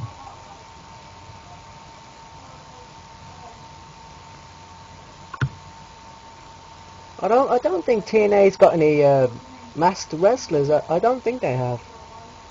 They used to. How many did they used to have? They used to have Shark Boy, Suicide, and bloody What happened to that one last year? Who was undefeated? What happened to him? Sagriera, Yeah. aka Amazing Red. Amazing Red got released. Oh damn. The only masked wrestler I can see is Abyss. Yeah. That's it. It's the only Abyss is the only masked wrestler and he's not a luchador. Now TNA has only got one masked wrestler. WWE has two. Well, maybe three if Hunico puts his FCW mask on, and Kane of course. Kane, Sin Cara, Mysterio. Hunico if he puts his FCW mask on. I mean, it would be better for Hunico to put his mask on. Well, there's one thing that pushes up. They got Hector Guerrero doing Spanish announcing. Well, that's. But again, they still have fucking Don West doing shit. Don West is just doing TNA shop commercials. Buy the new Roman glasses. If I wanted to buy glasses like that, I'd either go to Jersey or WWEshop.com to buy the Zack Ryder ones. We got Peter Sea Urchin, aka Taz.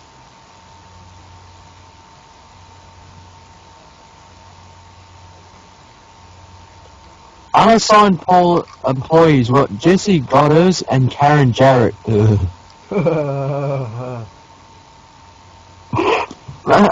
gonna say. If you look at Wikipedia page, it looks like Dixie Carter's on a hardwood floor and boxes. She's sitting on cardboard boxes. I think she's sitting on cardboard boxes. Come on, it's on the Wikipedia page. Come on, look. Okay. Put it on the stream. Okay, my internet will actually load. Let's do this. Oh god, I can't. I'm not kidding. It looks like Dixie Carter's got like sitting in a bare room with a hardwood floor, sitting on cardboard boxes. That's the only thing they can afford these days. If not, they're just wooden boxes, but still, it makes them look cool. Which they are. Dixie Carter's trying to get over with the fans by saying, "Here, look at me. Look at me, yeah. I'm eating on cardboard boxes." Paul Hall doesn't know to run a business. The only reason TNA is still on air is because her dad has money and Spike TV. That's the only two reasons. And Spike TV lies saying it's a high-rated program. No, but then I want you to look at backstage personnel. I want to lead you through the names. Oh wow, she was born in 1964. Really? No, look up the, is the picture there? Is it Dixie Carter Salinas? Oh yeah, it is. Is that the picture? Oh wow. Yeah, it's lag, so. Is it the one I'm thinking of? She's sitting on a bunch of boxes, it looks like cardboard, like her house has been... Yep. Oh wow.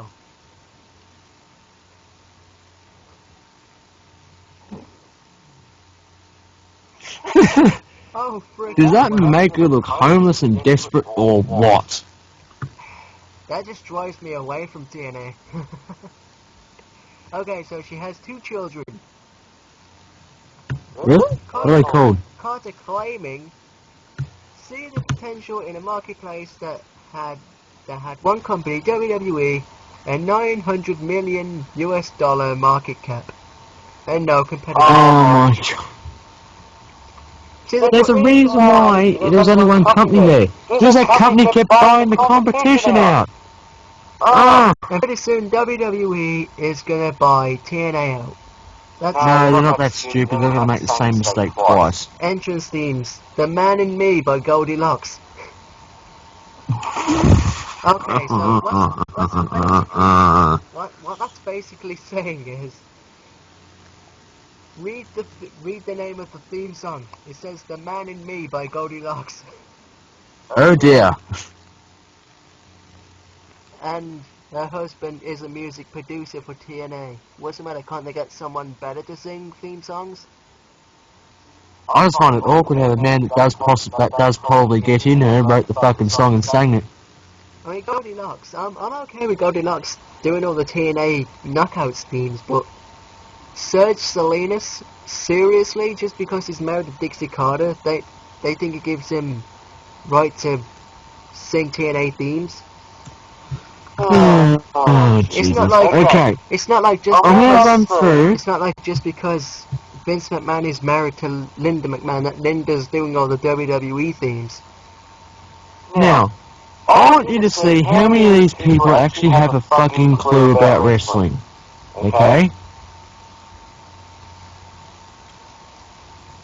First one. There's Bill Banks, who does director of website online media, so we put on his jack shit. Here you go, talent bookings and travel. Bob Ryder. I'm gonna load the page. I'm gonna load the Impact Wrestling page up. It's not gonna be there. Just so people can see how shit their website's gone.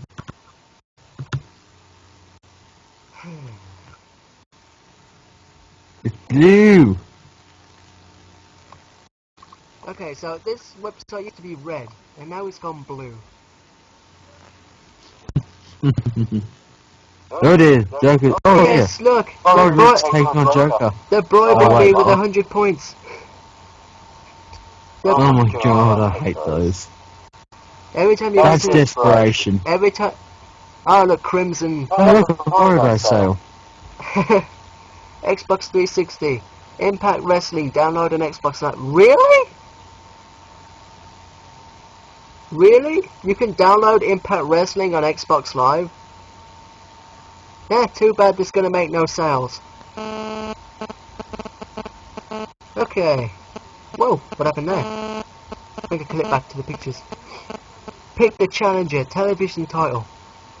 Who will challenge Devon for the television championship? And another thing I heard is... If they put Robbie E in this, I'm gonna fucking slap whoever wrote that. See, if I actually did this, I would actually put actual TNA talent in that match. 'Cause Robbie E, he does not deserve a title match.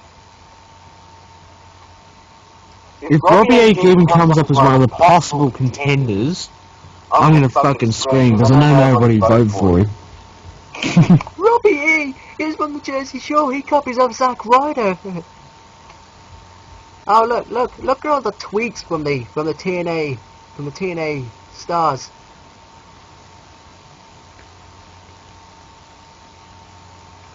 Hey, Bobby Roode sent one. Hell yeah.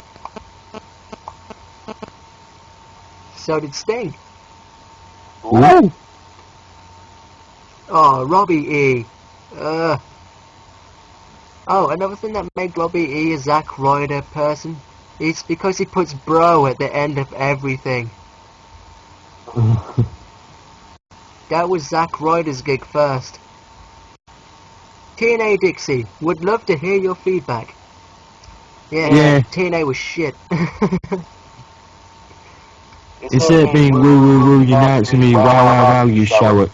Let's take a look at their upcoming tours. Oh, fuck that. London, England. Oh look! A King Mo thing. Oh, and right below it, Brooke Hogan. Oh god. Two of the worst decisions to make. Right there. Screen cap. I'm gonna make a fucking meme out of that. The worst decisions in TNA history. King Mo and Brooke Hogan. It's like Brooke Hogan failed in music. They don't have a Bellator though. It looks like something you'd call something from World of Warcraft. I am the Bellator.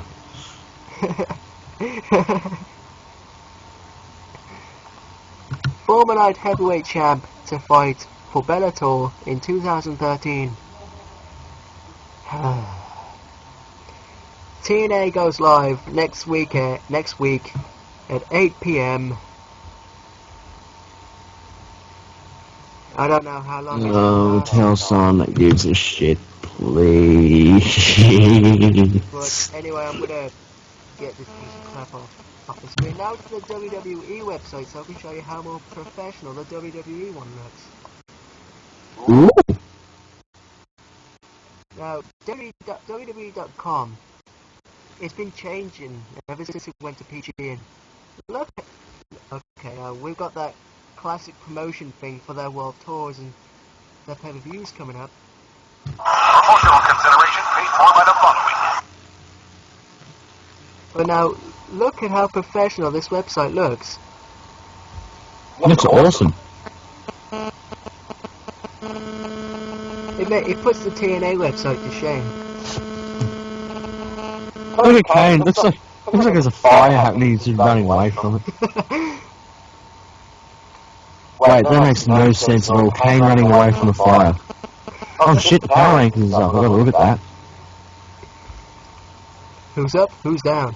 I don't know. Okay, Power 25.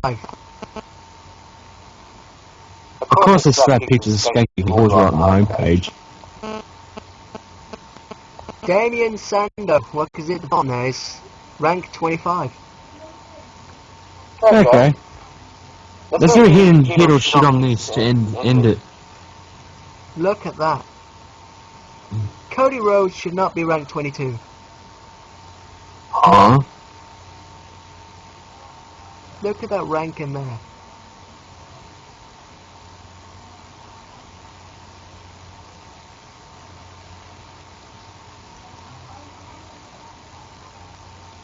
Now, Antonio Cesaro, he is ranked 23.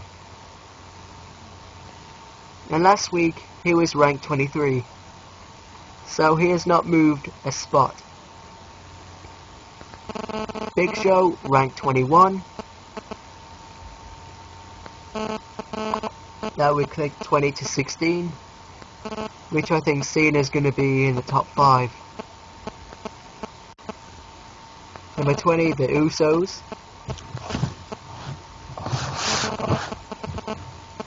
Number 19, John Laurinaitis. Number 18, Titus O'Neil and Darren Young. 17, AJ. 16, Christian. Hashtag one more spot. He's doing it for the peeps. Number 15 is E. Torres. 14 is Tensai. 13 is Layla. Run.